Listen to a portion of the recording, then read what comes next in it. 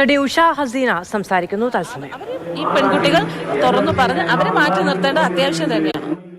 പൊസിഷനിൽ സംഘടനകളുടെ തലപ്പത്തിരിക്കുന്ന സംഘടനകൾ ഭരിക്കുന്ന ആൾക്കാരാണെങ്കിലും അവർ മാറ്റി നിർത്തണം. എനിക്ക് നല്ല വിശ്വാസമുണ്ട് ഈ സർക്കാർ ചുമ്മാ സ്ത്രീപക്ഷ സർക്കാർ എന്നൊന്നും പറഞ്ഞതല്ല.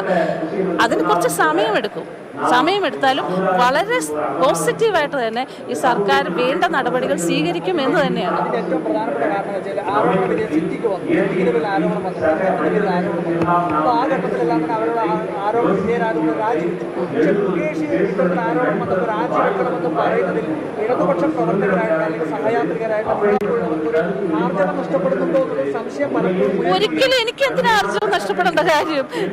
ഞാൻ പറയുന്നത് കുറ്റക്കാരാരായാലും അവർ നിയമത്തിന്റെ മുന്നിൽ വരണം, ശിക്ഷ വാങ്ങിക്കണം.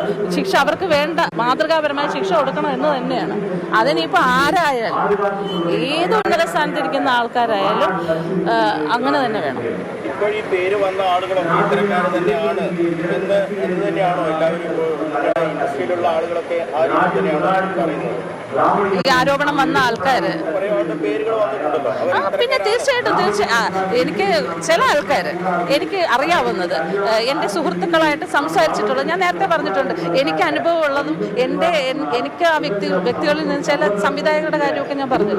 അവരിൽ നിന്ന് എനിക്കുണ്ടായ അനുഭവങ്ങളും അതുപോലെ തന്നെ എൻ്റെ സുഹൃത്തുക്കൾ പലരും ഷെയർ ചെയ്തിട്ടുള്ള കാര്യങ്ങളും ഒക്കെ എനിക്ക് വീണ്ടും ആവശ്യപ്പെടുകയാണ് നടി ഉഷ ഹസീന. ഇനി വരുന്ന സ്ത്രീകൾക്കെങ്കിലും ഇത്തരം അനുഭവങ്ങൾ ഉണ്ടാകരുതെന്ന് ആവർത്തിച്ച് പറയുകയുമാണ്.